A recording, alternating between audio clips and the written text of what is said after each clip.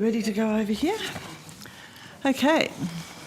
I declare open this hearing of the Senate Community Affairs Legislation Committee into the Social Security Administration Amendment Income Management Cashless Debit Card Transition Bill 2019. Sorry about that. These are public proceedings and a Hansard transcript is being made. The hearing is also being broadcast via the internet. I remind all witnesses that in giving evidence to the committee they are protected by parliamentary privilege. It is unlawful for anyone to threaten or disadvantage a witness on account of evidence given to a committee, and such action may be treated by the Senate as contempt. It is also contempt to give false or misleading evidence to a committee. The committee prefers all evidence to be given in public, although the committee may determine or agree to a request to have evidence heard in private session. If a witness objects to answering a question, the witness should state the ground upon which the objection is taken, and the committee will determine whether it will insist on an answer, having regard to the ground which is claimed. If the committee determines to insist on an answer, a witness may request that the answer be given in camera. Such a request may also be made at any other time.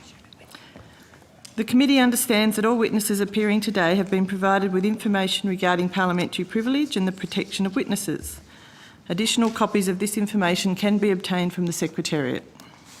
Finally, I ask everyone to check their mobile phones to ensure they are either switched off or turned to silent. Okay. I now welcome representatives from the Centre for Social Research and Methods, the School of Social Science, University of Queensland, the Australian National University and Griffith University. Thank you for appearing before the committee today. Before we begin, could I ask you to please state your name and the capacity in which you appear for the benefit of the Hansard transcript? Dr. Rob Bray, Research Fellow, Australian National University. Professor Matthew Gray, Director, ANU Centre for Social Research and Methods. Dr. Michelle Petrie, Research Fellow in the School of Social Science at the University of Queensland. Janet Hunt, Associate Professor at the Centre for Aboriginal Economic Policy Research at the ANU. Dr. Shelley Bielefeld at Griffith Law School and the Law Futures Centre at Griffith University. I'm a DECRA Research Fellow there.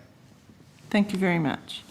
So I now invite each of you to make a brief opening statement should you wish to do so, and after that the committee members will ask you a few questions, but does everybody want to make an individual opening statement? Is that the plan?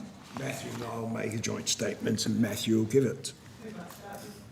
Then, thank you. Yeah, so thank you for the opportunity to appear tonight, and as Dr. Bray's just indicated, my opening statement is on behalf of both of us. So as way of background, we're academics at the Australian National University, and we've both worked on a major evaluation of new income management in the Northern Territory undertaken between 2010 and 14, and have continued to monitor policy developments and the evaluation of income management policies. We have a background in economics and have worked extensively across a range of social policy fields and in quantitative data analysis and evaluation. We have a strong commitment to evidence-based policy. We consider that the evidence to support the proposals in the bill is lacking. In the explanatory statement, two sources are drawn upon to justify the policy: the AREMA valuation and the Goldfields baseline study. It is important to assess the value of these for informing decisions on this policy. The AREMA study, while we can discuss in more detail the many problems with this, it is sufficient in our view simply to note the conclusion of the Auditor General and to quote, "The approach to monitoring and evaluation was inadequate. As a consequence, it is difficult to conclude whether there has been a reduction in social harm and whether the card was a lower cost welfare quarantining approach." The second, the Goldfield study, is at this stage nothing more than a summary of some qualitative interviews undertaken, and in the words of the report, at a time when the card had only been implemented for a few months. It is a study which contains no substantive evidence of outcomes, but rather variously reports views, opinions and perspectives of selected stakeholders and a small number of participants nominated by some of these stakeholders. This is scarcely an evidence base which justifies the proposal. And in submission, we draw not just upon our evaluation of income management in the Northern Territory, but also the work of others, including Deloitte's evaluation of place-based income management. These studies have consistently found that broadly imposed income management has not resulted in improvements, including in terms of reduced substance abuse, more effective financial management, reduced gambling, or outcomes for children. These studies have not rejected the concept of income management as such, but rather have found that these policies, when applied broadly, not only have failed to achieve improved outcomes, but impose costs on individuals and risk increasing dependency, rather than boosting individual capacity and independence. In contrast, along with other research, such as the Cape York trial, they suggest there is some evidence to support a role for tightly and individually targeted use of income management, along with other supports for some individuals who have a demonstrated inability to manage, as an option for individuals to choose to use if they're looking for an additional tool to assist them to manage. This differentiation is critical. Our submission has 2 attachments. One focuses on some of the issues with the 2 evaluations for the cashless debit card. The other extends some of the analysis presented in our evaluation of new income management to look at contemporary community level outcomes for the Indigenous population in the NT and the impacts of income management. This second paper finds that despite the fact that around 1/3 of Indigenous people aged 15 years and over have been subject to income management for a decade, there have been no significant gains in child wellbeing, education, excessive alcohol consumption or crime. This is further evidence, we believe, of the failure of the mass implementation of this type of program. Finally, in looking at this data, we're aware that some of the statistics we use have been presented to the committee already, including the evidence presented by Professor Silburn on low birth weight. We note Senator Hughes speculated, and I quote from the draft Hansard, "We also don't know if perhaps that low birth weight risk has been mitigated through better nutrition, as young children, perhaps through securing a better diet with more fruits and vegetables, have more basic needs met through the provision of essential services as part of that income-managed quarantined welfare payment." In fact, we know much of the answer to this speculation, and unfortunately it is not positive. The question of changes in consumption associated with the Northern Territory Emergency Response to Income Management was looked at by Brindlecombe and others in an article published in the Medical Journal of Australia, and reports, as with tobacco sales, income management had no apparent effect on fruit and vegetable sales. We looked at this question again over the latter period of new income management and reported in our evaluation firstly that fruit and vegetable sales were very low, in particular by people on Basics card, and secondly that detailed analysis of sales and communities found there was no positive association between the level of income management and fruit and vegetable sales. We believe that again this highlights the importance of taking an evidence-based approach to this policy. In conclusion, we iterate our view that decisions on this bill should be based upon the evidence, not upon anecdotes, discredited studies or speculation. More so, we consider that the evidence we've presented on outcomes in the Northern Territory calls for real policy response, not the continued implementation of failed programs. Thank you. Dr. Petrie, did you want to do an introductory statement? Thank you. Thank you for the opportunity to give evidence this evening. My testimony is based on in-depth interviews conducted between May and September this year with individuals on the cashless debit card at the Hinkler trial site. There are 4 main research findings that I'd like to bring to the committee's attention. In the interests of brevity, I'll simply state these now, but I'd welcome any questions that might allow me to expand on these points. So first, our findings indicate that the cashless debit card is making it considerably harder for many individuals to pay their bills and provide for their families. I'd particularly flag the issue of reduced housing security here, which we just published a peer-reviewed article about in the Australian Journal of Social Issues. Second, these payment issues have negative impacts on individuals' health and wellbeing, which in turn adversely affect their families. For example, participants in our study reported mental health problems such as anxiety, depression, panic attacks, and OCD surrounding their inability to make bill payments on time. Strikingly, several individuals who had been in domestic violence situations in the past experienced the card as another form of violation and financial control. Third, significant stigma surrounds the card, and this compounds these harms. Numerous interviewees had received disparaging comments from members of the public who had seen their cards. These were stories of ordinary Australians who had no history of substance abuse, who were being called junkies as they were just shopping for groceries to feed their children. And finally, this combination of issues, so that is the combination of reduced access to funds, emotional distress and social stigma, is causing some individuals to withdraw from participation in their communities, which is concerning for a whole range of reasons. But it's particularly concerning because we have a lot of research that tells us that informal social networks are a key avenue through which unemployed people are actually able to find job opportunities. The overwhelming finding here is that the cashless debit card is having a disabling rather than motivating impact in many welfare recipients' lives. And this raises grave concerns regarding the proposed extension of these trials and the expansion of this policy across the Northern Territory.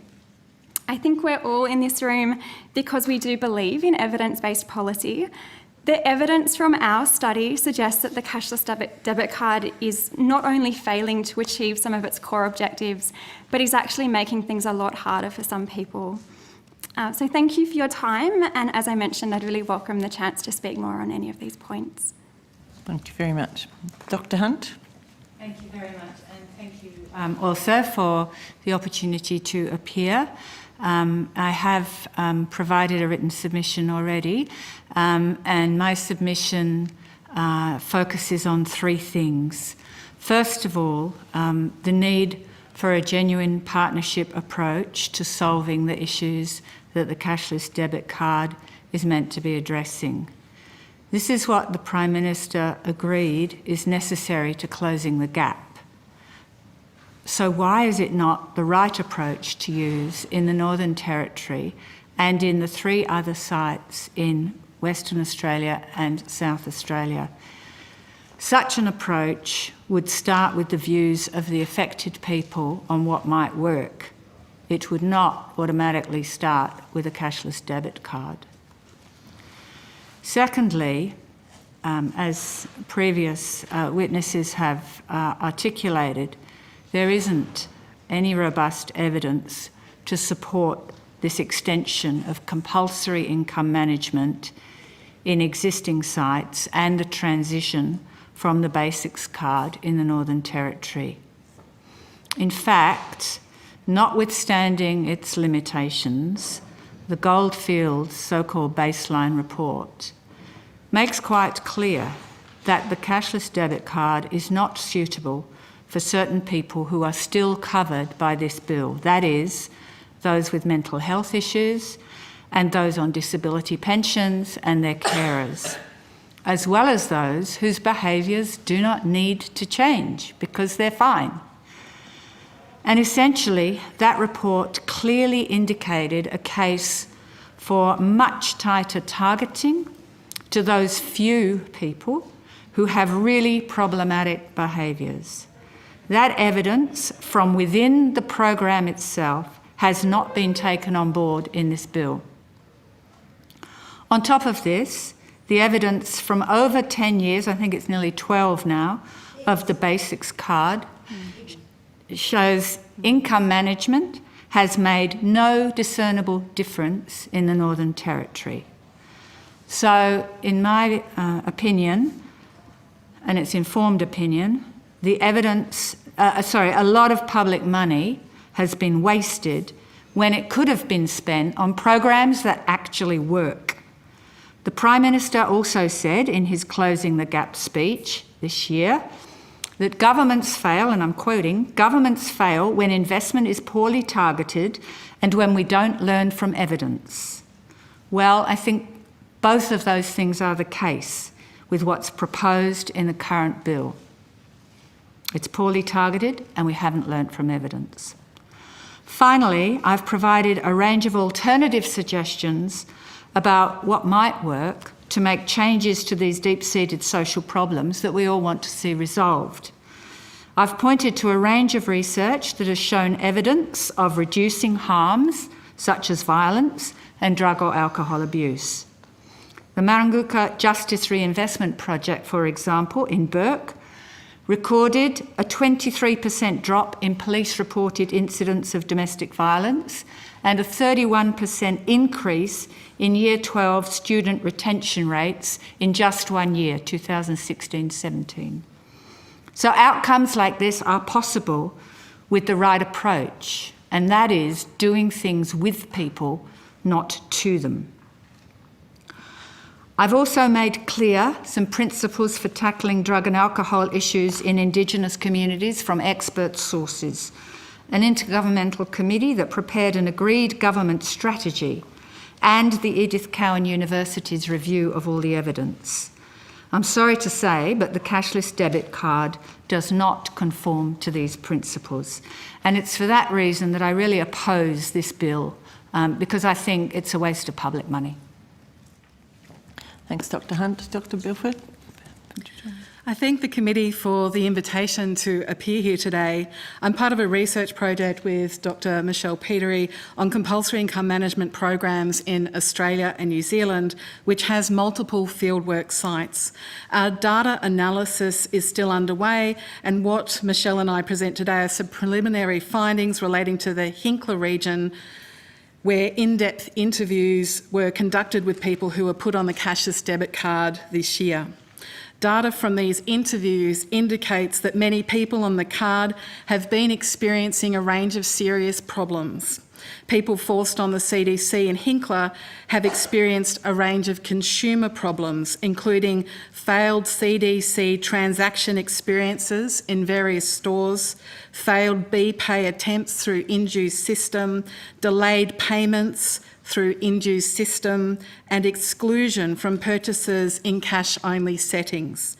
Many interviewees indicated that they had encountered consumer problems related to the purchase of everyday items that were not meant to be prohibited by the scheme.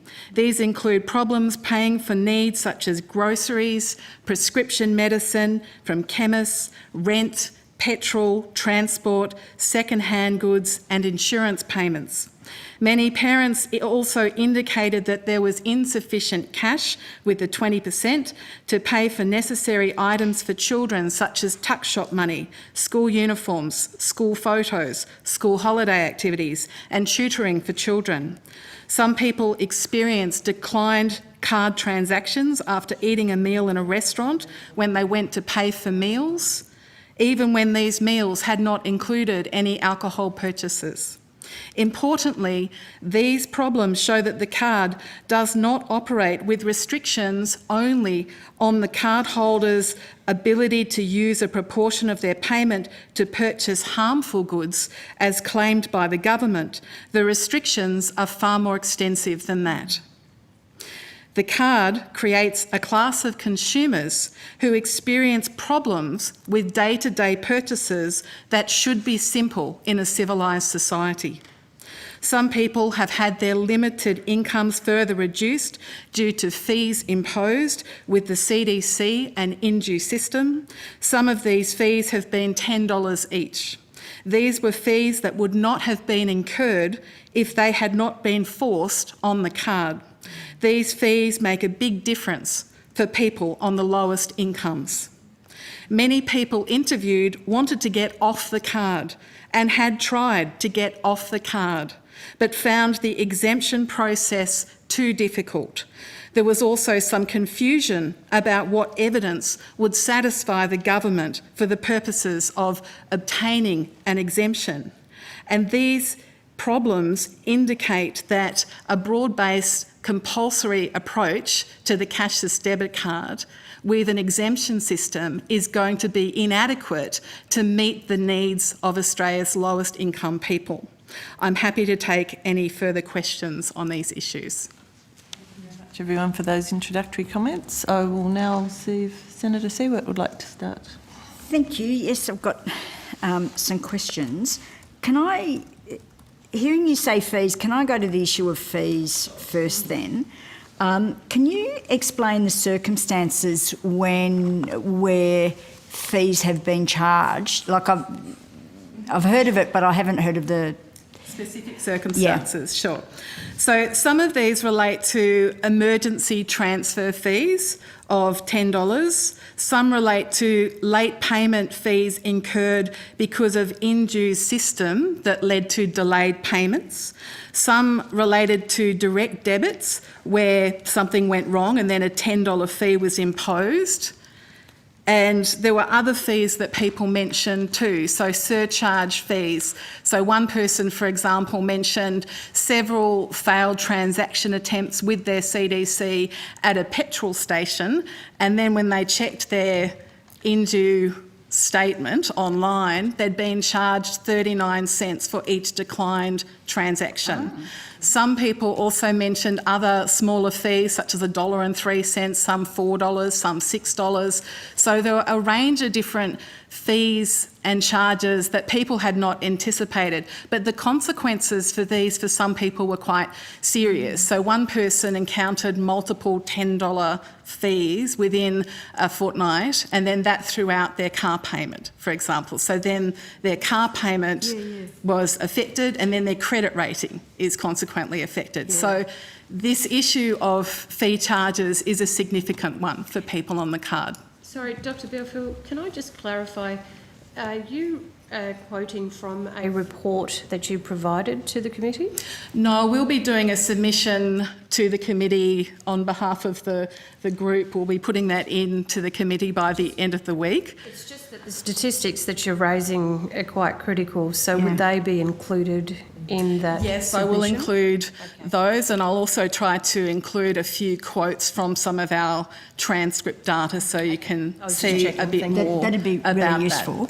Do you have copies of, because I've heard late charges before, you know, when you ask the government about do payments happen when they say they're going to happen, Indue's got a process, but I hear about late payments across the board. And so if you've got, you know, more evidence of that and screenshots and things like that in terms of then the fees as well. So people talk about fees. So if we can get screenshots or their statements that show it, that would be extremely helpful, because again, I've heard about it a lot, but actually getting some hardcore evidence, because obviously I keep getting told it's only anecdotal evidence, and as I'm critical of anecdotal evidence, particularly from the AREMA report, it would be good to have, you know, some. Yes, I have actually seen some of these screenshots myself personally. You have? I have. Yeah, okay. There is an issue in terms of confidentiality, protecting the anonymity of our research participants, which was promised with our study. Fair enough. So I would need to go back to those interviewees and ask for their permission Take their names off. Blank them out. Totally. I'll go back to those interview participants and ask. I mean, that may mean that some of that data can't be provided by Friday, but I will try to ask those participants whether they would be willing to forward on evidence of that, further documentary evidence of that to the committee. But I can say to the committee, I have personally seen a lot of these screenshots with these problems over the period of time in the Hinkler region. The trial's been going. Thank you. Just in terms of then the comments, and we're going to run out of time, so I'm going to try and move around for some of the key things. Thank you very much for your submissions and the submissions that are coming. Dr. Petrie, can you talk us through the issue around the housing? Because again, this is an issue that I've heard come up repeatedly in terms of difficulty in paying rent and things like that. So could you just expand on that a bit further? Yeah, of course. So there are probably three things to mention around housing. The first is that the existing research, including government commissioned evaluations, indicates that these policies have failed to reduce homelessness. So there's no evidence that it's been effective in that space. Secondly, both our own research and research conducted by other scholars highlights serious issues regarding people's ability to make rental payments, and some of that is around what Shelley was just saying in terms of difficulties making payment transfers, and so people being able to pay their rent on time because they were trying to do that and the payment was just bouncing back and not being able to go through. In other cases, there were also individuals who were losing access to cheaper accommodation options because they didn't have enough cash to pay for these, and those housing options were only available if they were able to pay in cash. And I guess the third thing to note is that these policies also fail to address and may in fact compound some of the underlying causes of homelessness. So within the literature around the causes of homelessness, a lot of research has been done around structural factors. So, for instance, the availability of enough properties, and so obviously this isn't a policy that addresses that, but equally the literature shows that there are some factors like social stigma that can make people more likely to become homeless. And there is a lot of research around the stigmatising effects of income management and the cashless debit card. And so if the research is saying that stigmatised populations, stigmatised individuals are more likely to end up homeless because they are more likely to be discriminated against in both the housing market and the labour market, that's obviously a really serious concern here as well. Sorry, you probably saw the quizzical look on my face in terms of stigma and the card and as a structural factor. Are you saying that the stigma of the card being on it may put off people who you're renting from, the property owners or the landlords? Is that what I understand from your comment? Yes, there is academic literature that points to that as being a causal factor in homelessness and housing insecurity. But in addition, quite a lot of the people that we spoke to explicitly expressed that concern. So they were worried that because they were having these problems paying their rent on time, that either they would sort of be kicked out of their property, or alternatively that their lease wouldn't be renewed in the future because they were causing these problems.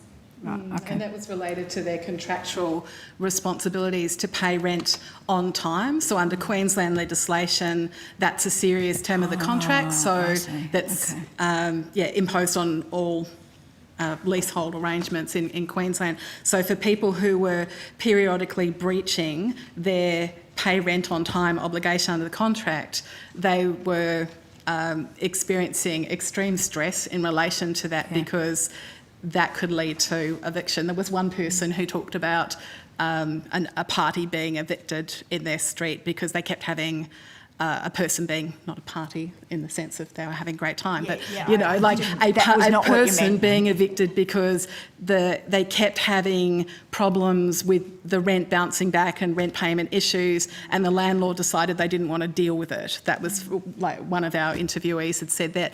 But there were several others who indicated that these problems weren't teething problems either. They were quite persistent. So it's not like people were put on the card and April and then by September everything was all lined out. Some of the people that I interviewed have still had ongoing problems in relation to rental payments, either because the rent bounces back or because the indue system with the rent payment, it exceeded the set threshold. And like every 28 days they can transfer a certain amount, but it still wasn't enough to cover their rental obligation. And some experience like the rent payment repeatedly not going through over a protracted period of time. So that was causing a significant amount of anxiety for people. And some of the payments were delayed because of indues delays in terms of sending that money on to where it was being paid to. So some people talked about 2 to 3 day delays, which then again made them breach their rental contracts. Thank you. Pass on to Senator McCarthy, I'm afraid. So All right. Thank you, Chair. We've got limited time. There's a couple of questions I'd like to put to you, and if I can't get them answered, we'll maybe take them on notice. Thank you for your evidence here, Professor Gray and Dr. Bray. Clearly you've been working in the Northern Territory for considerable time. What I'd like to get from both yourselves and some of the others witnesses there is there evidence that broad-based compulsory income management in the Northern Territory has worked to improve outcomes, any outcomes? And I need it for the record for Hansard, just a response. The response is from all of the analysis I've done, on all of the evaluations I'm aware of, there is no substantive evidence of there being any systematic improvements in outcomes in the Northern Territory, and in particular for the Indigenous population, where around a third of that population aged 15 years and over have been on that payment. What about Sorry, Dr. Bray, what about evidence in relation to families, women in particular, saying that it has worked for them in terms of protecting themselves and their children and families? Has anything like that come through in any of your evidence? There has been, once again, no systematic evidence on that. There is always some anecdotal evidence, but it's a balance of anecdotal evidence. So, for example, in the Northern Territory, we had people saying, yes, I was being humbugged a little bit less, but then the same people were saying, but I'm having to humbug others more because of the situation that I'm in on the basics card. So there are always these little bits which can be picked up by someone, and that's why I'm using the word systematic. There is no evidence overall this has had a big impact, positive impact. Is there any evidence that income management works when it is more targeted and case managed? Our understanding is yes. Whereabouts, in what particular Okay, situation? there are two elements here. One is the Cape York welfare trial. Now, once again, one can't fully unpack whether that is just the income management element or the strong support that's actually given through the whole apparatus in that trial. But the two together appear to do something. Similarly, in the Northern Territory, when the new income management was first introduced, they had a specific targeted program where the centrelink social workers, who are fairly aware of who is really having problems, were able to put people on the scheme if they felt they were vulnerable and if they felt there were negative outcomes. Having spoken with the social workers, all of them said it was useful. Okay. They all also said it didn't really do anything to address the key underlying problems that many of these people had, but in combination with other services, it meant at least some of these people were getting a meal each day. And that is a good, positive outcome. Okay. But it's that tight targeting. Dr. Bray, we've heard evidence in relation to birth weights. Can I just ask about the issue of stillbirth? Have you had any evidence in relation to that with the research that you've conducted? Not in the research that I've done. I've presented in the evidence the trend in child mortality, which is within the first year, and the low birth weight, but not on the stillbirth issue specifically. Okay, could I just go to the broad-based income management?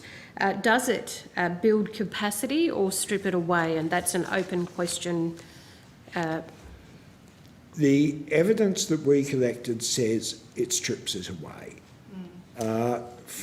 That's everything from the anecdotal evidence of, I can remember one of the kids in Alice Springs who responded, who had just finished school and said, I've learnt all of these things. I thought I'd be leaving school and becoming a responsible person, and no, I've had this imposed on me. On that side, through to all, we looked at detailed data on whether or not people spent all of their income support money immediately they received it, or whether they actually saved up bits of it and used it evenly across the fortnight. There was absolutely no evidence of income management changing the way in which people manage their money. If we asked a lot of the people who said they wanted to stay on income management, why? And the answer was, I'm used to it. It's easier to stay on. It makes my life easier. Easier to stay on because it's too hard to get off? A combination of easier to stay on because it's too hard to get off, and a combination of it takes a lot of the decisions away from me that I don't have to make. All right. And this was something we saw as stripping away independence. We did consult in some of the communities on this, and the views was this was not always seen as a negative. There in some communities they were saying, no, look, a lot of the people who are on it will remain on income support for most of their lives, and if it makes their life easier, that community was relaxed about that continuing, which of course it can under voluntary. Dr Hunt, did you want to just respond quickly? I just wanted to contrast that with the community capacity that's built when you work in partnership, and I think we've seen that with the Burke the reinvestment program, because that has built community capacity to analyse the whole life cycle and to look at the intervention points that they needed to look at in order to address the problems that they were trying to address. And I think that has built not just individual capacity, but community capacity, community governance, a whole range of things which will have long-term benefits because that capacity has been built.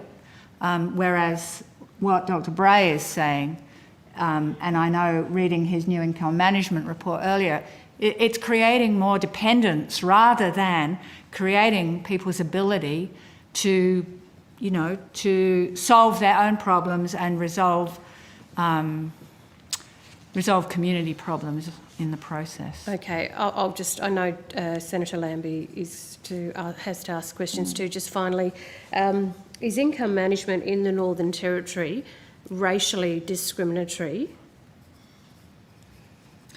I would say yes, as someone who does human rights law. Yes, it is, because there is indirect racial discrimination occurring because the program disproportionately impacts on Australia's First Peoples, more so than any other people in the country. And so there are still ongoing human rights violations with the cashless debit card. Should the cashless debit card be rolled out further in the Northern Territory, that is just going to continue to have that grossly disproportionate impact on Indigenous people who make up, at the last publicly released data on income management, the income management summary data, close to 80% of the cohort who are income managed in the Northern Territory. And there is a body of scholarship that suggests engaging in racial discrimination against people has adverse health impacts. And so that is, again, something that's inconsistent with the government's other policy objectives, the closing the gap objectives, for example, and things that they're trying to do to improve health outcomes for First Peoples. Thank you. Okay, Senator Lambie. Thank you, Chair. I was just wondering, how many of you have actually lived on welfare? Me. How long do you mind if I ask how long you're on welfare for? As a teenager, I was on government income support due to it being unsafe to live at home, and that was for a period of years until I finished high school, and then approximately a year after I finished high school as well. And then again, I had some government income support when I was at my first year of university. Okay. How many participants have you got signed up? How many participants are actually feeding back into your questions? Sorry, can you repeat the question? Sorry, I just said that you all said we've had participants, we're hearing from them. So how many participants do you have that you're actually hearing from between the lot of you? Like how many participants? I mean, you're obviously getting feedback from somewhere. So how many participants is there? Michelle, have you done the final data crunch on how many interviewees from each trial site? Because we've got a number of trial sites across 2 countries, so we're still analysing the broader data set. I mean, that is something perhaps we could get back to the committee on that. The Hinkler data set, we interviewed between us 30 people who were on social security payments who were affected by the card. These were in-depth interviews. Many of them went for an hour or more, where we were able to ask a lot of probing questions in terms of people's experiences and what consequences flowed to them as a result of the things they were experiencing, the difficulties they were experiencing. And where did you get the participants from? Did you send out a call for participants, or how did you line those participants up? We did. So we had a call for participants that went out through media. We did media up there that was TV media, newspaper media, social media. We also contacted various NGOs in the area. Have I left any out, Michelle? No? Local job service providers. Yes, as well. So there were a range of different organisations that we were contacting in terms of making sure that we got a representative sample for our Hinkler fieldwork to make sure that the project was inclusive of a diverse range of experiences. And so, how many people are on the Hinkler card at the moment itself?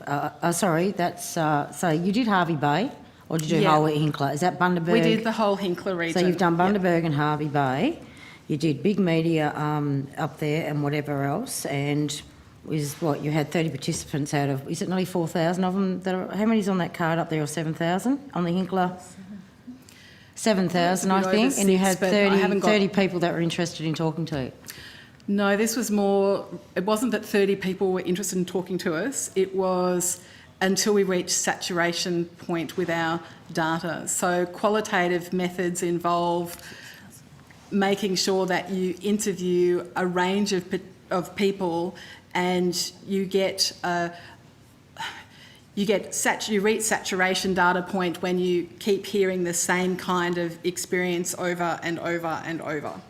So, yeah, I mean, Michelle might be able to explain that really well as a sociologist. 30 participants, you saturate, and we've got 7,000 on there. So I'm just trying to explain, what about the other 6,000 people that this might be working for, or 6.5? If you've saturated the area, told them to come forward, it's a little bit easy for me, so I can stand out in the street, they all know who I am, so I can ask the same question. I can see all the, so for me, I can hit a heap of people at once over a 2 or 3 day period.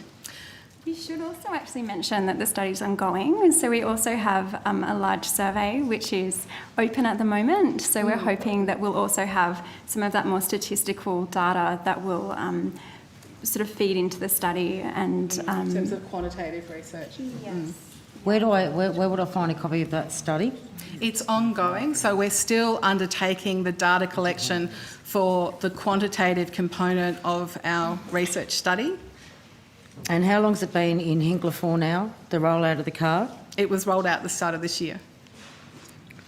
So it was rolled out at the start of this year. You've been 6 months in, and you're doing a study on it. Have you done any studies on Ceduna, on the goldfields up the top at Kununurra? Have you done any of the studies up there as well and spread it out? Because there are a number of fieldwork sites. Ceduna is one of the fieldwork sites, but we have other fieldwork sites as well. I can provide a little bit more detail as to what the other fieldwork sites are in the submission that we make to the committee, but it's important to stress that the data collection is still underway in relation to the quantitative research, and the data analysis for the qualitative research is still underway. So the points that Michelle and I are making today are in relation to the Hinkler region. Oh, okay. So you haven't visited all the trial sites then? Have you physically visited them? Members of the research team have been in a range of trial sites, including Ceduna and, some other Do you know places. how many times they've been to Ceduna? I'd have to get back to you about that because I didn't conduct those interviews. Good, that'd be great. And could you please provide me with exactly what communities they went out around Ceduna that is involved in that card? Would you be able to do that? Well, there's different communities, Indigenous communities out there, obviously. From me, I've done now 3 or 4 trips back there in 4 years, and I'm seeing a significant difference, and I'm not hearing what you people are hearing. That's very minimum. That's about 10%, and that's what I'm hearing. And I'll be going to Kununurra and the Goldfields again shortly. So, I'm not sure what data you're gathering, but for me to stand out in the street and for me to go and see the non-for-profits and then go out to the communities, and I'm having a pretty good reaction to the reaction you're having. I've just got to work out why that is, because quite frankly, I'm talking to all walks of life out there. So you were saying about the housing. There's a housing issue. Where have you picked that up with the cards affected the housing? I'm sorry, I think that was you, Miss Yeah, Petrie? and I think that was what Dr. Bielefeld was describing before with respect to people encountering difficulties making their rental payments, and so that introducing a degree of insecurity into their housing arrangements, as they were concerned that their leases would be terminated or not renewed because they weren't able to pay their rent on time because of those payment problems. Did they inform you in Harvey Bay there is a problem? Because we have some naughty people out there that do not want to declare to the tax man, and that's actually causing, there's a shortage up there. I don't know if you know that. I've made that quite clear to the government. But there is a housing shortage in that Hinkler area itself for people that are on the welfare card because they actually can't pay their money. So that's the only, and I can tell you, going all those trial sites, that's the only thing that I've heard about is that, and that was brought to me fairly quickly in what's going on in that area. And I actually had the coalition, I believe, looking at that, and they're actually saying, actually, we do have a problem with that. So I guess the tax man will be knocking at their door eventually. You have the, sorry, also you have the 50-50 in Cape York. It's 50-50, so it's 50 cash, 50 thing. So you've got that in Cape York, and you've also got that in the Northern Territory. Cape York is Sorry. at the discretion, I think, of the Family Relations Commission. That proportion can be adjusted. Okay, And- okay. yeah, and I'd Thank you for also that. just mention very briefly, the Northern Territory study, the surveys there were about 1,500 people out of a population on incomes management of about 14,000. And then when I talk about the data on the patterns of spending, the spending in stores, that was every transaction made in the Northern Territory on Basics Card. Every person who was on Basics Card, we had their records on the spending. So while sometimes with the qualitative surveys you're looking at quite small groups, Northern Territory was largely a quantitative one, and was very, so that's a big survey in Northern Territory, tried to get 1,400 respondents across communities. And So just urban quick, where do areas. I get a copy of that survey? Sorry, that's my last question. Can I obtain that Yeah, somewhere? we'll give you the links to the Thank you. evaluation reports. Thank you. And, Thank you, Chair. Just a question on notice, or part 1 and 2 of it. This bill will provide possibly for the Minister to have 100% opportunity of quarantining at 100%. What's your response to that? And also, if it's done with community consultation, what form would that community consultation look like in your academic view? Yep, thank you. Okay, thank you. And I think Senator Hughes had a quick question as well. Just conscious of the time. Just coming back to the fee issue, I'm a little bit confused about that because the indue card is completely fee-free. So what I'm actually interested in, again, you might have to take this on notice, is whether or not the fees that these people were being charged by the providers as opposed to indue and the cashless debit card, because the debit card is actually fee-free. So, and if it was the providers, they would have been charged on any card. I've had some correspondence with the Department of Social Services on this issue and was told this by the Department of Social Services, but I've seen a number of the screenshots. Okay, so maybe if you can include them in your submission, because that would be very helpful. I can't without violating the confidentiality of the people whose screenshots they are, because their Can't account you- names But are on can't them. you can delete the account names and include just the I would have to, as I financial said data? earlier, go back and ask interview participants Well, I think whether they it's would be really willing important for to do us that. because the card is actually fee-free, and so this is something that would be important for us to know, that if fees are being charged as opposed to being charged by the provider. As I explained earlier, there's a range of different issues with the fee. So one, I mentioned direct debit, and one of those, which I talked to someone from the Department of Social Services about this, one example of that is where someone set up a direct debit, there's delays processing the payment with the indue and CDC system, the direct debit entity tries to take the money out, the money's not there, the person then gets a fee. Now this, you might say, oh, the card's fee free, but because someone's been forced on the card, they're put in a situation where they then end up incurring a fee they wouldn't otherwise end up with. So I've actually asked some of the participants who've experienced this, hey, have you brought this to the attention of the Department of Social Services? Because I think personally the government should be reimbursing people for all of these out-of-pocket costs, because the government says this isn't taking money away from people, this scheme, it's really fantastic, but the interview data suggests it actually is leaving people with less money than some people with less money than they had to pay their bills than previously. So, I mean, because we need to clarify that the account had the money there when the direct debit was scheduled, that the fees were provided. But people didn't. I guess are they passing you over evidence to show that Yeah. I didn't get my car payment till late on the indue card, then I was penalised from the loan, the people that I loaned it from. I guess that's what we need to see. It's no good just putting it on Facebook, because I've seen some of the complaints that are going on those Facebook things, and some of them are absolute nonsense. So what we need to see is not just the word, but actually you need to see the evidence. You need to say, well, actually we got overcharged here because it didn't go through on my indue card. It didn't do the right I've said thing. that I have seen evidence of some charges that, and I guess the important thing, Dr. Belfield, is that we need to see them too. Yeah, we need to see them.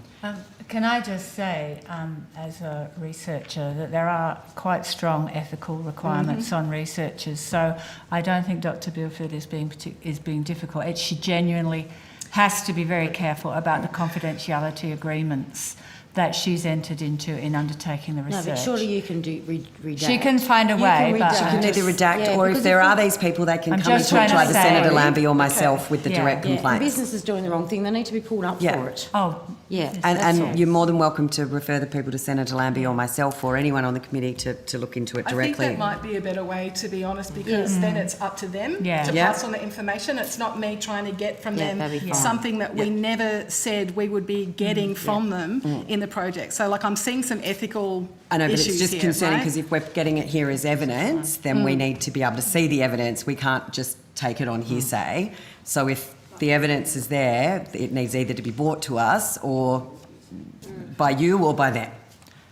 Okay, well, Thanks, thank you very much Chair. for that. I'm very conscious of time. I Yep. will have some written questions on notice. Questions on notice? So I'll make sure we get them through to you ASAP. That would be great. And if I could just respond to Senator McCarthy's points that were made earlier. If there was the discretion to put the quarantine portion up to 100%, I think that's going to be really problematic based on the types of consumer problems that I've mentioned that arise for people, because then they don't even have the small component of cash to be paying for what are legitimate expenses in a not quite cashless society that we're living in. And in terms of what type of consultation should be in evidence here, I was very concerned to read in the explanatory memorandum that it talks about the government giving people a say over how it's going to be implemented, but not whether it will be implemented.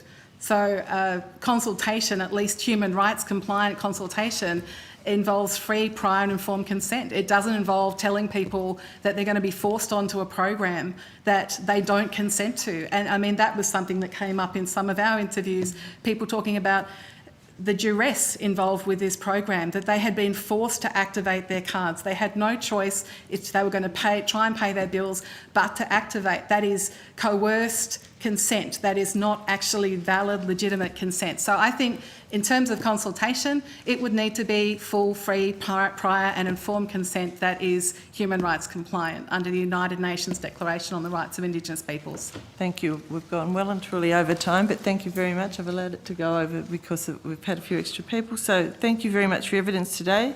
The committee will report to the Senate on Thursday the 7th of November and request that answers to questions taken on notice, some of which will be provided to you in the next few days, are provided to the committee secretariat by close of business Monday the 28th of October, and including your submission, which we're looking forward to receiving.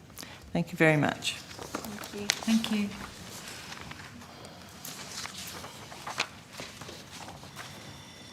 No, it's only resuming. Oh, that's right. Not a division. Oh, some people got dinner, didn't they? Yeah, Some people.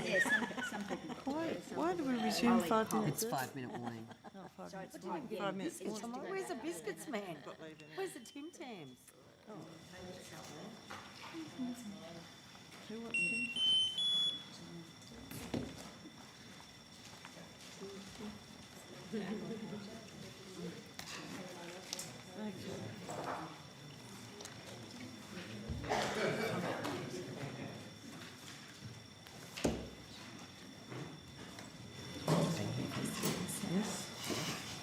Or me.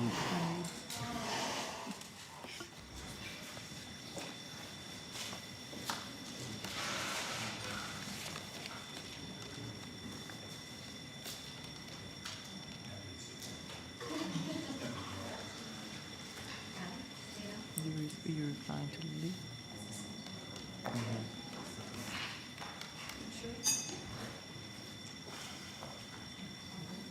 You've got all of them? No. So you do a bit more from the leave for text. This chair.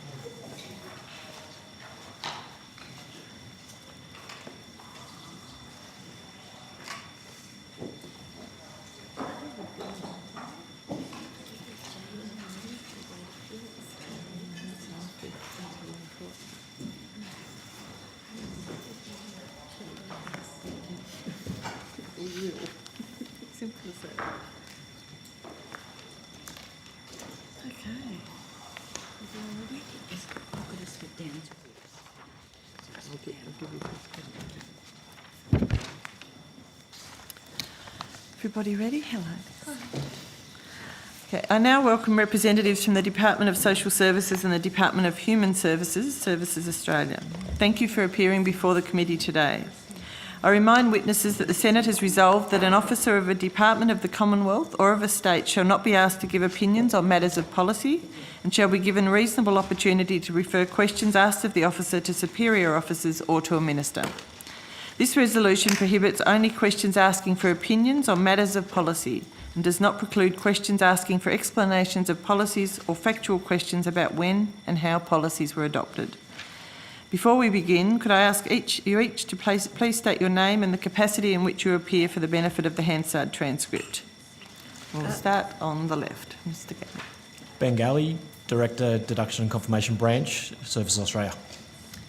Cherie Thorne, Acting National Manager, Deduction Confirmation Branch, Services Australia. Thanks. Rachel Goddard, Acting General Manager, Older Australians Division, Department of Human Services, Services Australia. Liz Heffenworth, Deputy Secretary, Families and Communities, Department of Social Services. Tina Blewett, Communities Group, Department of Social Services. Selena Patrick, Branch Manager, Welfare Quarantining Branch. Thank you very much. Did you wish to make an opening statement? Yes, thank you. Thank you. Thanks for the opportunity to appear before this hearing.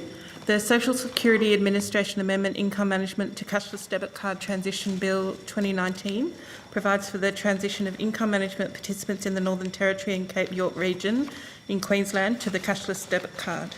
The bill will also extend the current cashless debit card trial sites of Ceduna, East Kimberley, Goldfields and the Bundaberg Hervey Bay regions until 30th of June 2021, allow voluntary participants in the Bundaberg and Hervey Bay region and improve data sharing arrangements and the workability of the evaluation process. The cashless debit card is a debit card that allows for the purchase of all goods and services except for alcohol, gambling and some gift cards. It cannot be used to withdraw cash. The replacement of income management and the basics card with the cashless debit card will offer individuals a superior product while ensuring the continuation of a measure to help address welfare-fuelled drug and alcohol misuse and problem gambling. Examples of the improved technology of the cashless debit card include the ability to access online shopping and the ability to transfer funds between cashless debit card participants. The cashless debit card operates like a standard debit card and is accepted at all merchants that do not sell restricted items. This is in contrast to arrangements under income management where the basics card is only accepted at merchants that sell priority goods and enter agreements with Services Australia. The cashless debit card is accepted at more than 900,000 EFTPOS terminals nationwide, whereas the basics card is accepted at less than 17,000. We recognise the importance of supporting participants through this change, and the department is committed to working with participants, communities and stakeholders to provide a smooth transition. The legislation has been designed to continue the policies supporting income management participants and ensure individuals and communities will experience minimum disruption through the change. Prior to the announcement of this measure in the 2019-20 budget, the department engaged with some stakeholders and communities and is committed to continuing this engagement in the lead up and throughout the rollout in 2020. In our engagement to date, the department has heard that the cashless debit card is a superior product that provides greater consumer choice, and that it is important the percentage of payment placed onto the card should remain the same as under income management. The bill provides that participants will transition at their existing rate. This is different to all other cashless debit card sites, where 80% of a participant's payment is placed onto the card. The government has also allocated $17.5 million to support participants through the transition and fund support services across the regions. Should the bill pass, the department's focus will be working closely with Services Australia to ensure an effective rollout of the cashless debit card that minimises any disruption on participants. There will be a staggered rollout which will occur over a 9-month period from April 2020. We will work with participants and stakeholders in communities, and we are engaging now to hear feedback about how this process should work.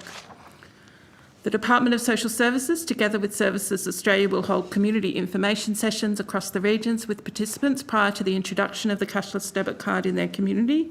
This will provide participants information about how the card works and answer any questions or concerns participants and stakeholders may have. Thank you again for the opportunity to appear tonight, and we're happy to answer your questions.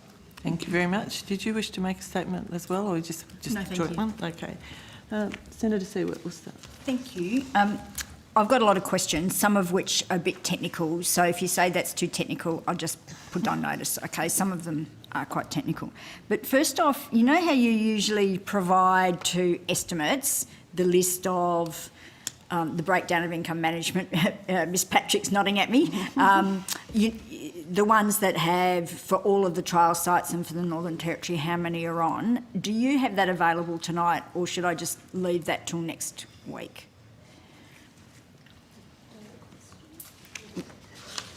Okay, I'm very keen to get the latest data on all the trial sites, but I'm particularly also keen to get an update on where we're up to with the exemption process.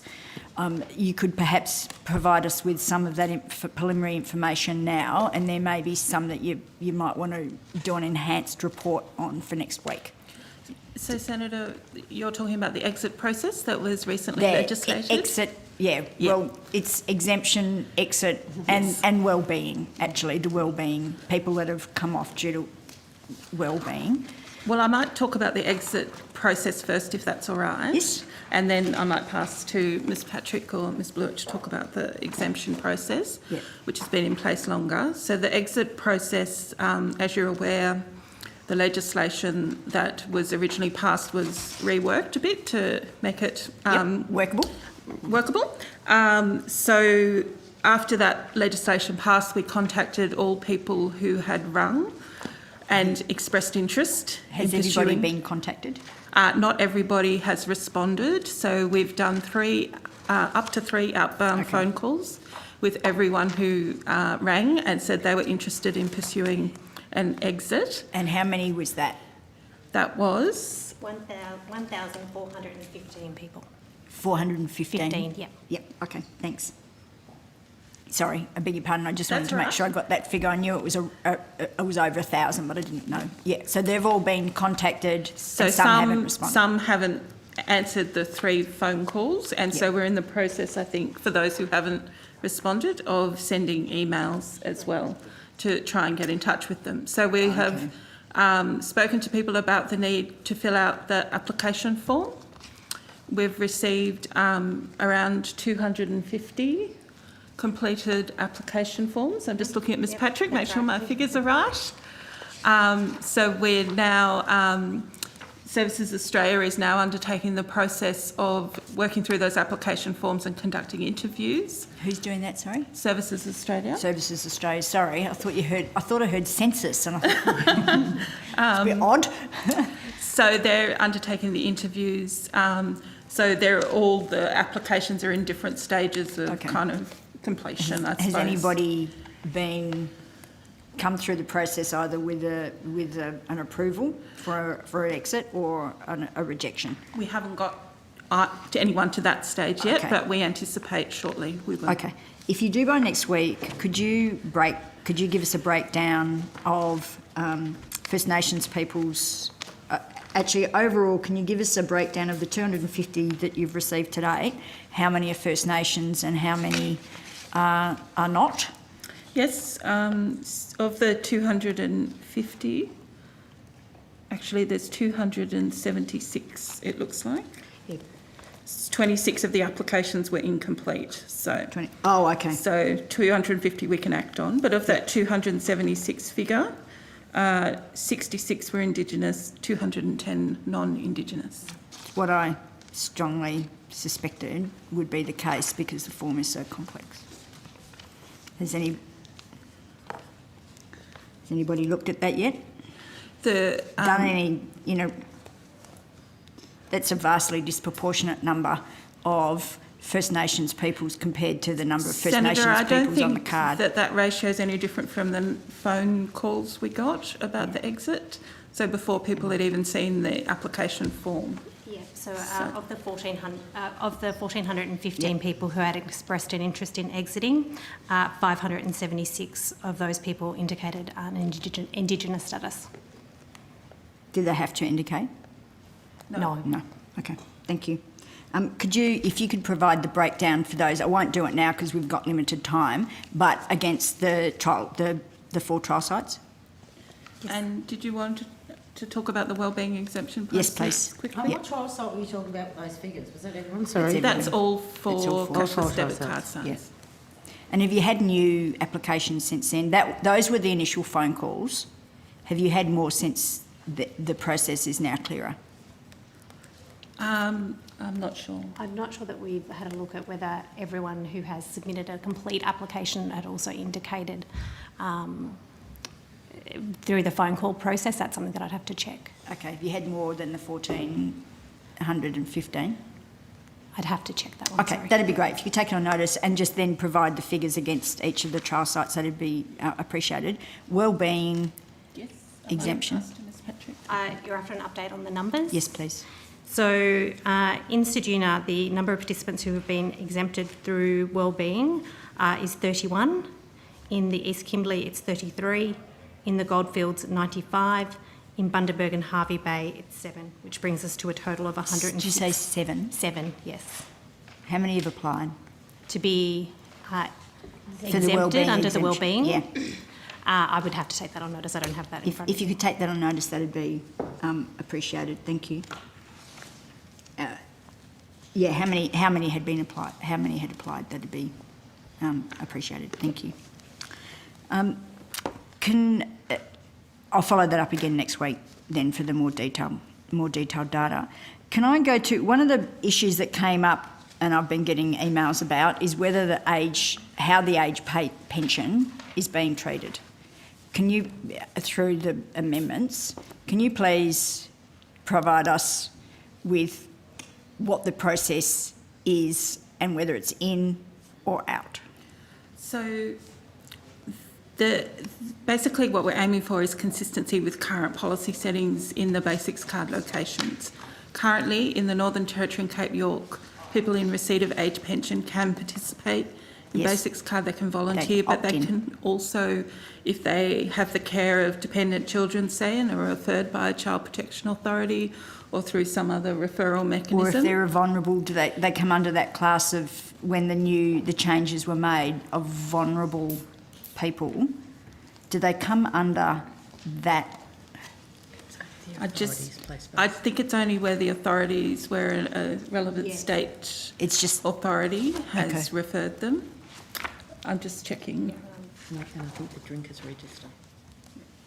So essentially we're mirroring those provisions. Okay. So age pensioners will participate in the cashless debit card to the extent they wish to volunteer or they're referred by the Family Responsibilities Commission or an That's NT in the Cape authority. York, but what Yes, about correct. an NT? So referred by an NT state authority.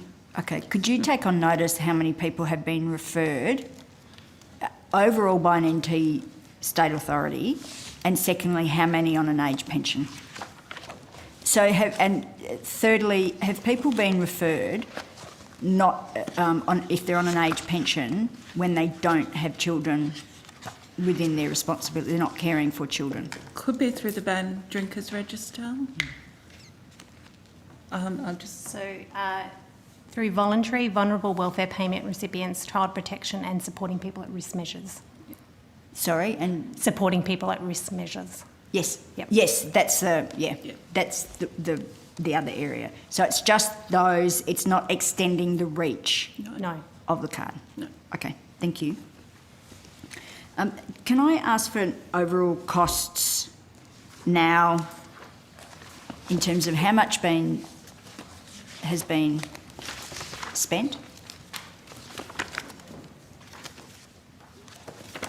So, Senator, we can give you the... I might ask Ms Blewett to just give you the costs of the budget announcement. That might be... So in the 1920 budget, the government announced $128.8 million over the 4 years. So that's for this current piece of legislation. So it's moving income management participants onto the cashless debit card and also extending the existing sites for another year.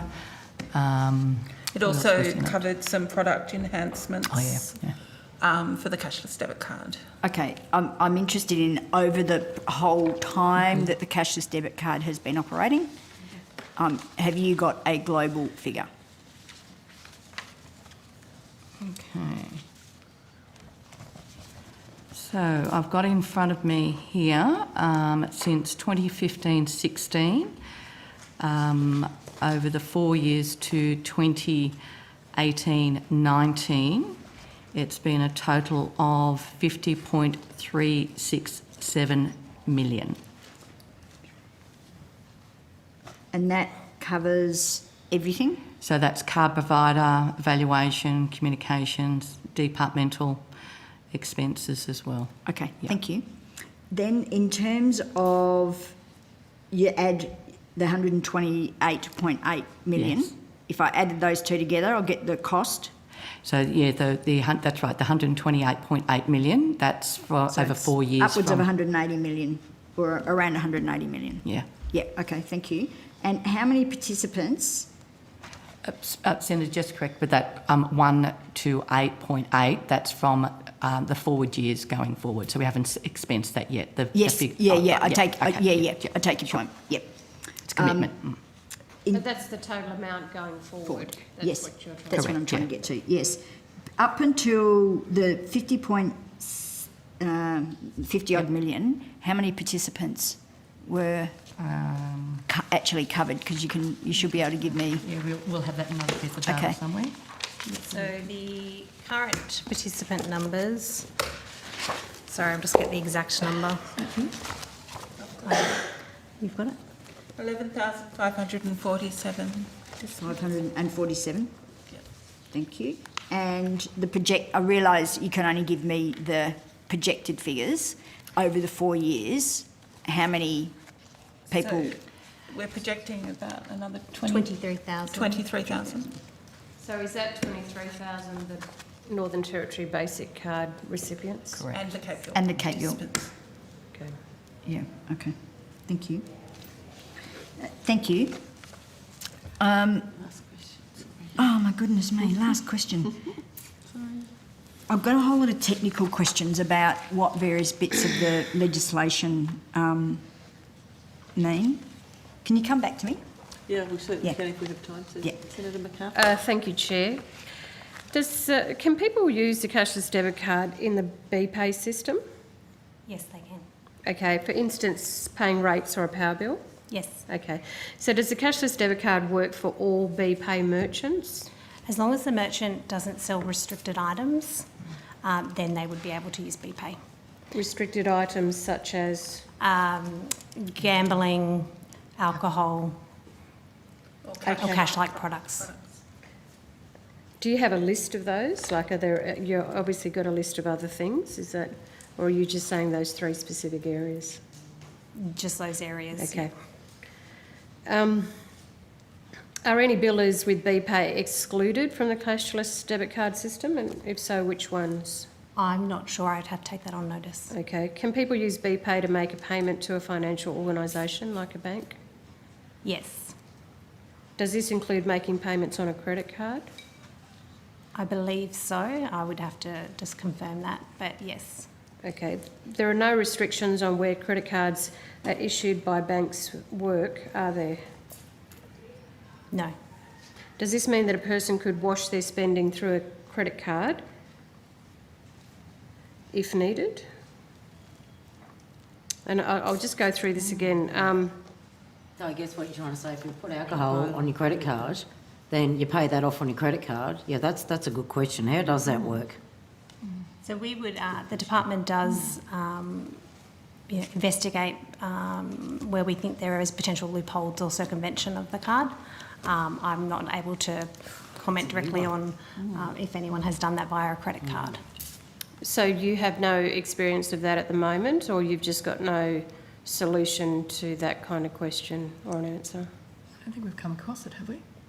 Senator, what we're saying is that where there's a pattern of unusual transactions, we do investigate.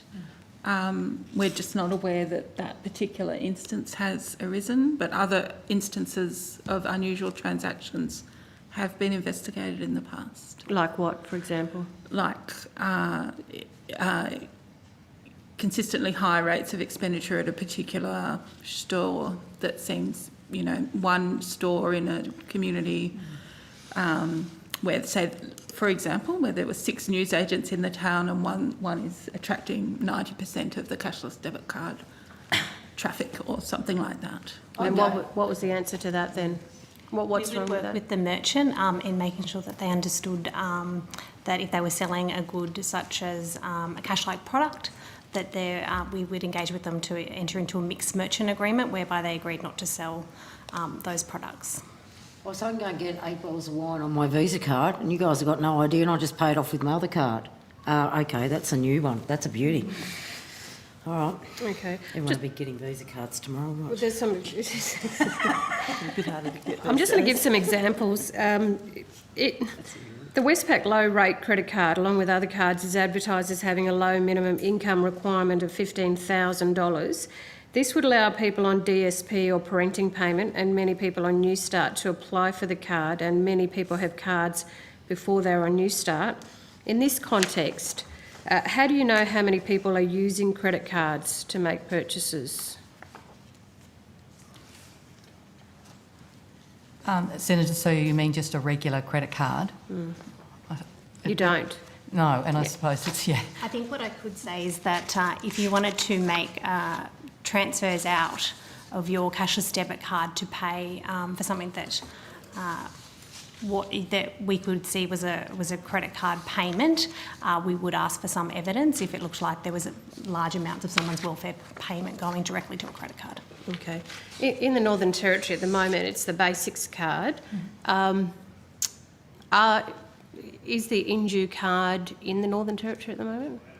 The cashless debit card? They're both indue cards. So they're the provider. Sorry, what was that? Basics card is also provided by indue, so they're both indue cards.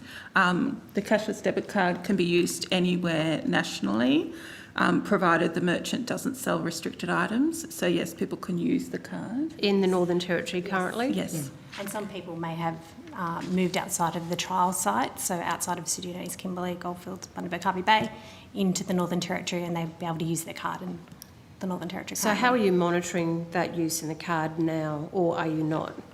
The use of the card in the Northern Territory? We're not doing any active monitoring of whether people are using their cards. But we can run reports Yes. at any time. So if someone from, say, Ceduna is in Alice Springs with their cashless debit card, you can see that that's occurring? We'd see that there was purchases made with the cashless debit card. Okay. I asked you earlier just about what some of the restrictions are, and I'd just like to, you mentioned just 2 or 3 things there. The Basics card does not allow the purchase of pornography, does it? No, it doesn't. But the cashless debit card does? Correct. So what is the policy rationale for this? Essentially, that's been a policy decision of government, informed by discussions that have been had with community representatives. Given that the intervention came into the Northern Territory 12 years ago based on many things, including the use of pornography or access to it, do you see that there is a conflict with that policy? I think since 2007, pornography has changed a lot in the sense that, as I understand it, there's a lot more accessibility to pornography without spending money than there perhaps was 12 years ago. So purchases of pornography are perhaps less of a relevant So is that factor. based on evidence data? No, that's based on my observations. So based on your observation, there's People don't pay. The trend data, as I understand it, is that people don't necessarily have to pay for pornography. So I'm just trying to understand this policy because it is a critical one in terms of the Northern Territory. What evidence is there that the ban was ineffective then in the Northern Territory?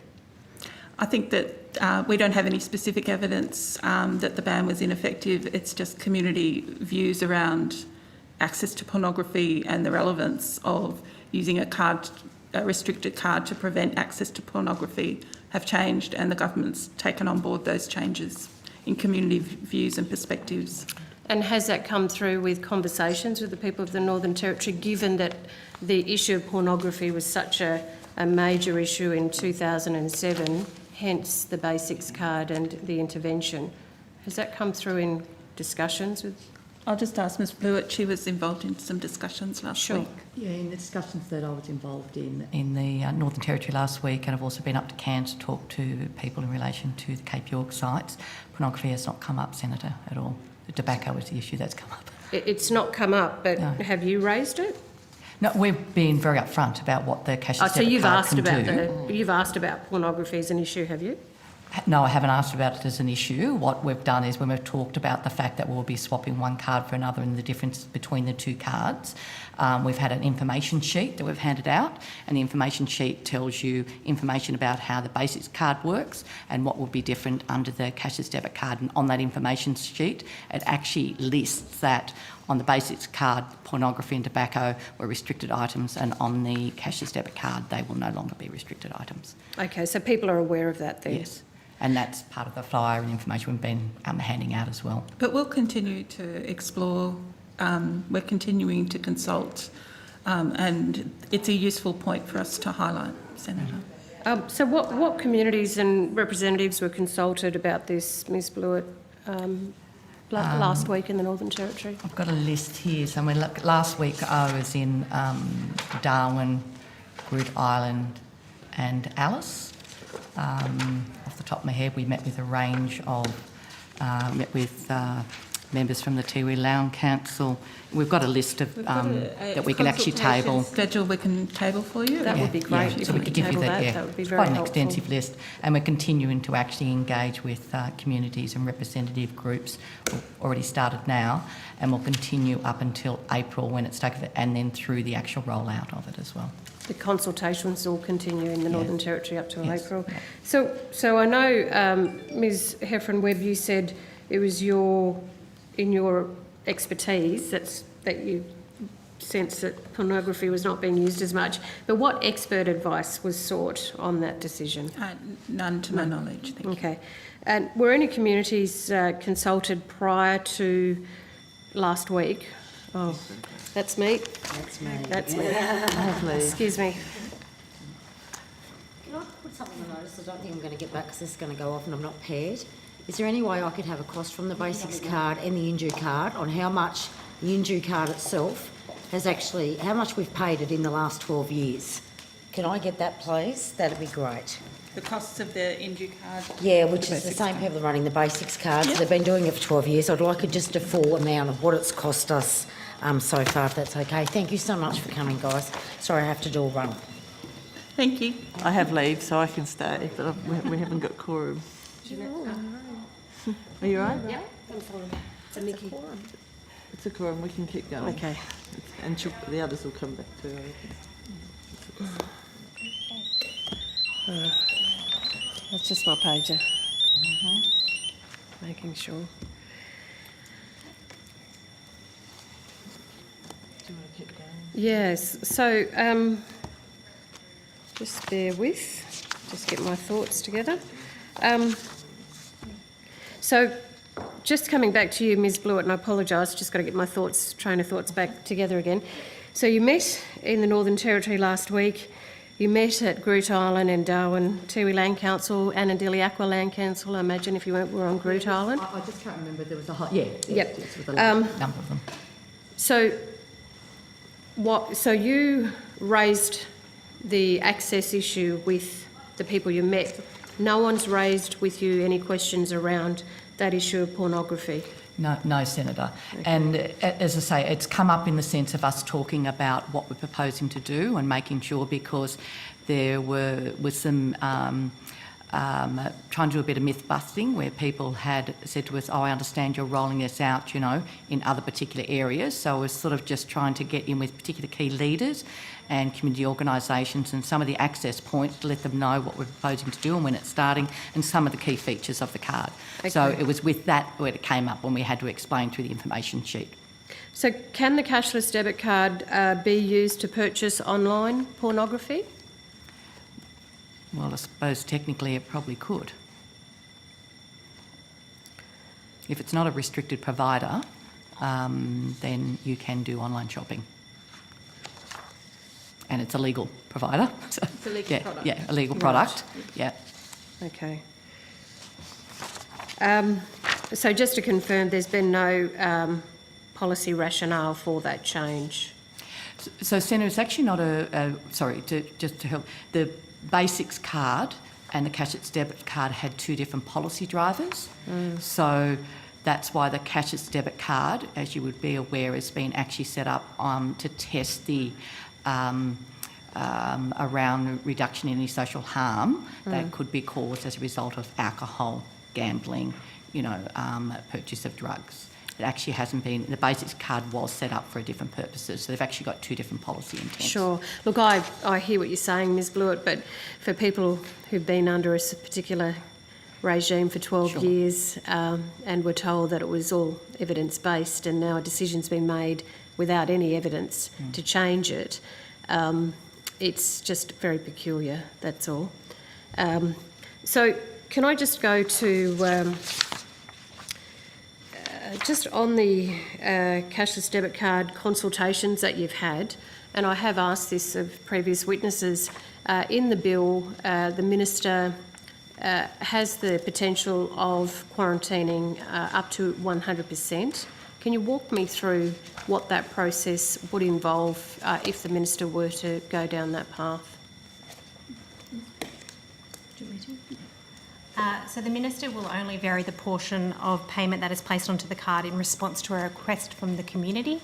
So it would be at the request of a community to increase from the 50% that most people in the Northern Territory are on to a larger quarantining amount. And what kind of form would that request take? We haven't yet gone through the process of how that would need to be worked through with the Minister. That's something that we would look at developing sort of in the future once we had some legislation had passed. You've just met with people in the Northern Territory. Have you discussed it with them? We haven't had... no, in any of the engagements that I've had, Senator, no. Haven't spoken about it. Is there any reason for that? No, I suppose it's just been early engagement. It just hasn't come up. As I say, we've covered quite a lot of people in terms of talking to, and we've got ongoing engagements. The other thing, I suppose, while I note that this legislation provides for the Minister, under the current legislation, the Secretary already has a similar power, and that hasn't been exercised to date. I'm just trying to understand, Ms Blewett, because people are currently on 50% of their income being quarantined. The conversations that you're having, are you talking about how much people's income will be quarantined? Yeah. Yes, we have. So basically the conversations, early conversations has been that because we're swapping one card for another, the amount of the percentage of payment that's placed on your card will be the percentage that's placed on your card when we swap the cards over. Okay, so you're confirming that it's 50% to everyone who's turning up? Is that what you're saying? If it's currently 50% on the 8th of April or thereafter, depending on when they transition over, that's what will be actually put on the card. And what happens after that date? So then after that date, I think as Ms Patrick said, that if a community did happen to write to the Minister or write to the Department seeking that they wanted a change, then we'd have to consider it at the time and advise the Minister accordingly. If they wanted more than 50% quarantined? Yes, if a community right up to sought 100% quarantined? If a community sought that. So you haven't explained to them that it could actually go up to 100%? No, I haven't. Why is that? Don't you think that's important information to know? Well, Senator, the meetings of some of them have been an hour or so, and it's about working through. I mean, the approach that I've tried to take is keeping it, I know it's a complex issue and I'm not underplaying this, but it is about trying to actually keep things simple, trying to explain to people with the first principles of what we're proposing to do and recognising that we're coming back and doing a lot more detailed conversation. So mine were just early engagements, looking for key leaders and community groups that we could access to actually go and talk to people in more detail. So it's just been initial consultations and engagements. And what was Can I just clarify one of the quick comments before? In regard to the Secretary currently having the option, is that on the basic card or the CDC? No, the cashless debit card or the basics card. So on the cashless debit cards in the trial site, Let me just check. you're right. Just the Yeah, CDC. it is the So CDC. there's nothing like that Right. currently. Yeah. Okay. So. Sorry, you're saying the ones moving from basics card to CDC? Is that I'm just trying to clarify because which card? they explained that the Secretary currently already had the option to vary the amount, and I just wanted to understand which card it was on. So that's all. And then after, what was the date you gave? The 8th of So the 8th of April is on the legislation in Cape York. Participants will transition over. And then in Northern Territory, because we've got a greater number of them, 22,500 participants, we will start transitioning them over and do it by particular regions, which we're still working out, and we'll determine that by, engagement with communities.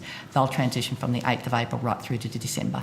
Senator, it's not dissimilar to the process by which communities sought to participate in cashless debit card. As you know, various community leaders in the current trial sites wrote to government, sought access to government to ask that this be introduced. So we would envisage a similar process. We haven't nailed down what that process is. If in the course of consultation leading up to early next year, what a community says this is something we want to pursue at a higher rate, we'll of course register that and consider how they might do that. But those are the circumstances in which that would come into play if a community sought to increase the rate. So can I just confirm then that after the 8th of April, participants can be quarantined from 50 to 80 to 100%?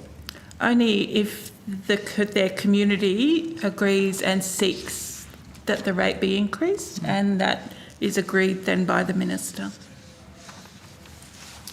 Can they then go back down from 80 Yes. to 100%? Yes. And Yes. would they have to do that same process, which Yes. are yet to work out what that will be?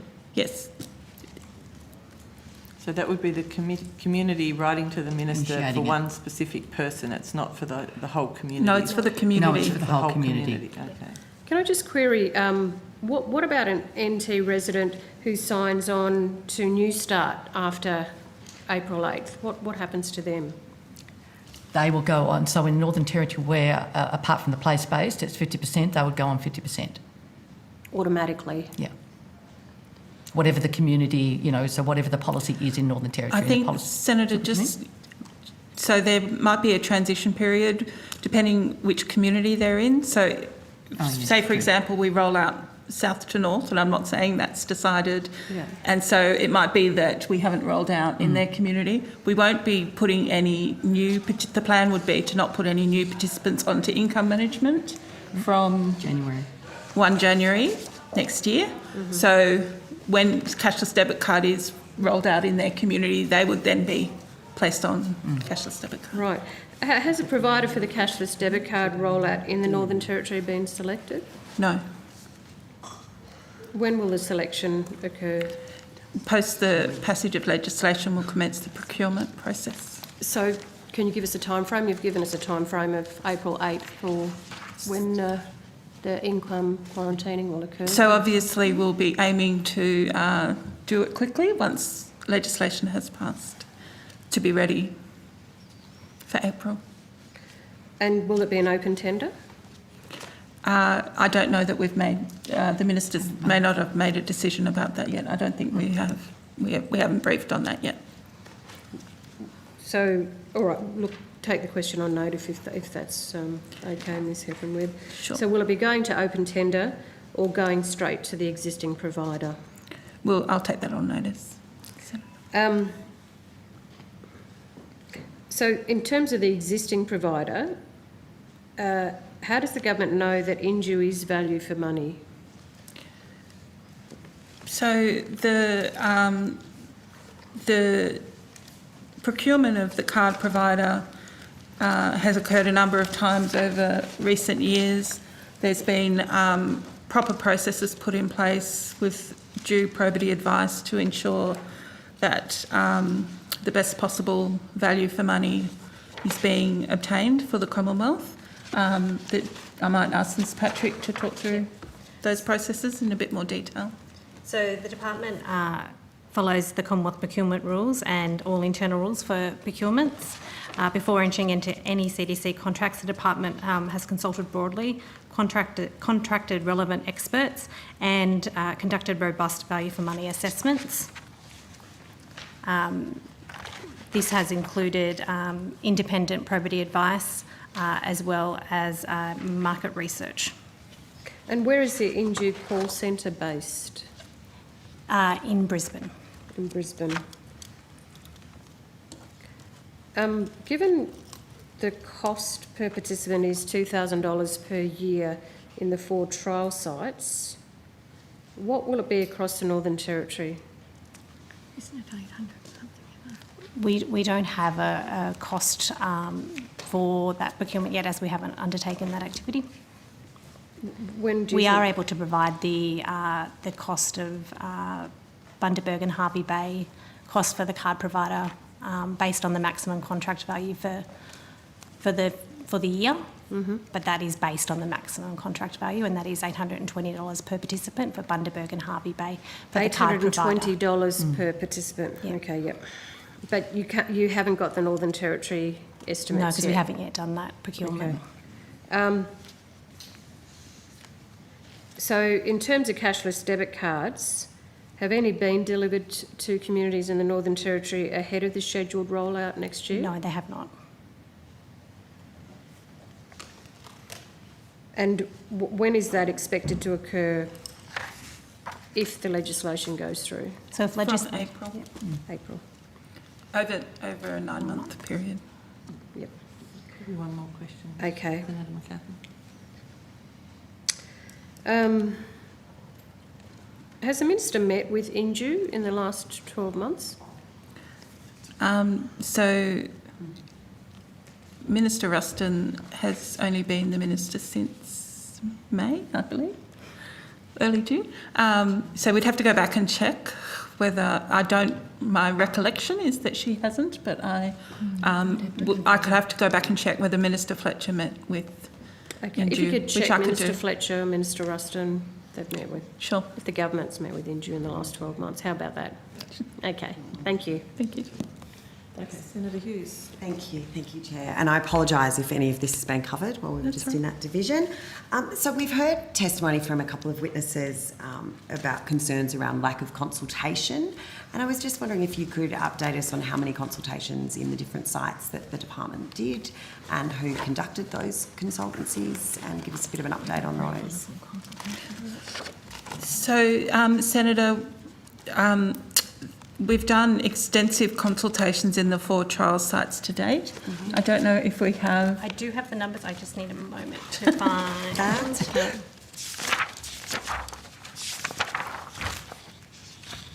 Just out of interest, more than 30 people? Yes. Yeah, it's good to know. Yes, many more.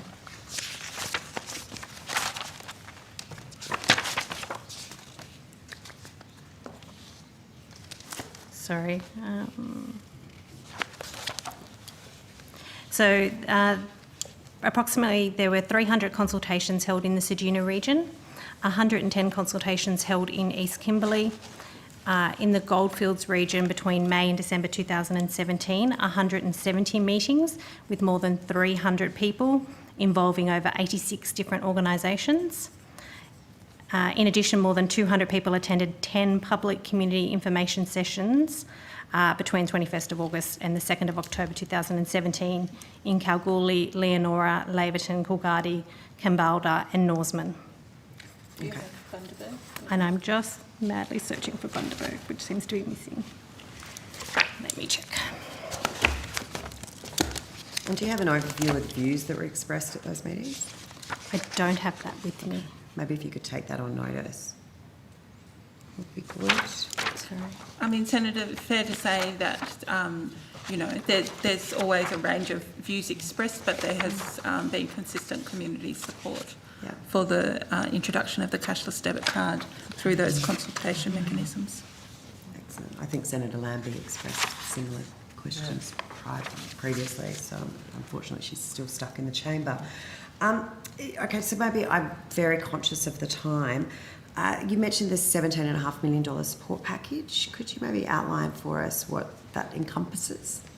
So we are still working through exactly how that will be allocated, and part of this consultation process is seeking views from community about what would be the most effective and useful support services for them, whether it's financial management services, whether it's access to brokerage, access to alcohol, other drug services, etc. So we're really keen to hear what people in the Northern Territory and the Cape York want to see, and we'll then provide some advice to the Minister about the suggested allocation of those funds. Okay, excellent. Thank you.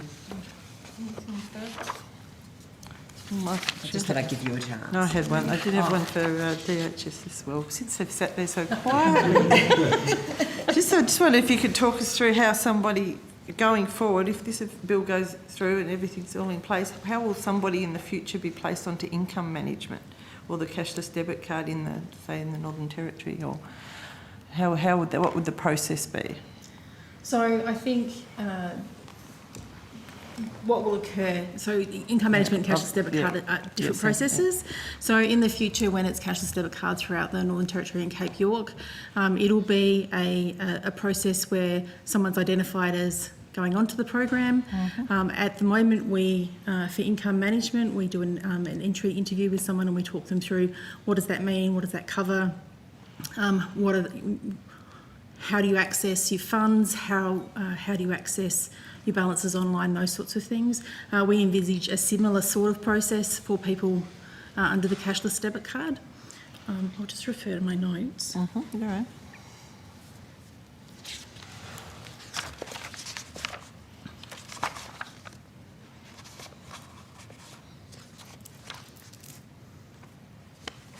So yeah, as I explained, it really is around how, how does a card operate, how do you activate your card, the role of the card provider versus the role of the department. So service delivery will be transitioning through to DHS, or Services Australia, from January next year. So we'll play an active role with the customers around that, and also certainly in the transition point, we'll be talking to them around the navigation of the card provider online portal as well. And so it's similar to where we are in terms of that entry onto income management and the basics card. We are working with DSS at the moment, and we will be working with the card provider as well, of course, on exactly what that process looks like, both through transition and post-transition as well. So it will be a similar process to what currently happens with the basic card, from the sound of that, or will there be differences? I expect that there will be some differences, but I'm not in a position to give the detail of that at the moment because we are in the planning processes. Okay, no problem. One last chance for a final question before we close this. Okay, no worries. Well, it is being 10 seconds before 8:15. Thank you very much for coming along today and providing your evidence. There has been quite a few questions on notice, and I do expect that we may have further questions on notice that will come from our senators that have had to leave. The committee will report to the Senate on Thursday the 7th of November and request that answers to questions taken on notice are provided to the Secretariat by the close of business Monday the 28th of October. Obviously, in the meantime, we will have estimates, so you may find that a lot of the questions are asked again then. So that concludes today's hearing. On behalf of the committee, I would like to thank all those who have made submissions to the inquiry and made representatives available today. I would also like to thank the Hansard, Broadcasting and Secretariat staff for their assistance today. The committee stands adjourned. Thank you.